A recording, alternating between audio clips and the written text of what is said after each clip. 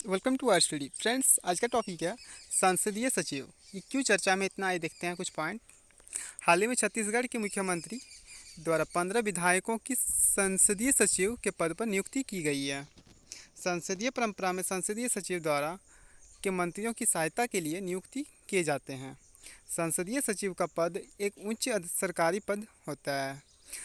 भारत के प्रधानमंत्री संसदीय सचिव की नियुक्ति करते हैं। राज्यों में इनकी नियुक्ति मुख्यमंत्रियों द्वारा की जाती है। संसदीय सचिव की मुख्य भूमिका कैबिनेट मंत्रियों की जरूरत पड़ने पर प्रधानमंत्री और मुख्यमंत्री की सहायता करना होता है और कैबिनेट मंत्रियों को निर्देशन में काम करते हैं। संसदीय सचिव के पास कई विभागीय संसदीय कार्य भी होते हैं। इसके अलावा इनके पास विभाग से संबंधित सार्वजनिक और सदन से संबंधित संसदीय कार्य भी होते हैं। आइए देखते हैं भूमिका और जिम्मेदारियां इनका।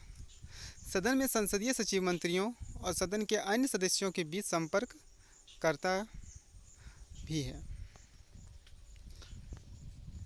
सरकारी बैठकों में आपसी संपर्कों को मजबूत करने में मदद करते हैं।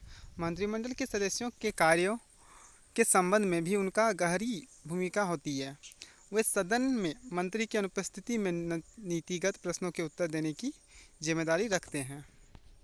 वह कुछ परिस्थितियों में कैबिनेट मंत्री की ओर से कार्य भी कर सकते हैं। स्थगन की कार्रवाई के दौरान एक मंत्री की ओर से भी बोल सकते हैं। ठीक है फ्रेंड। संसदीय सचिवों के पास कई जिम्मेदारियां और अधिकार होने के बावजूद भी कुछ बड़े फैसलों में शामिल नहीं होते हैं।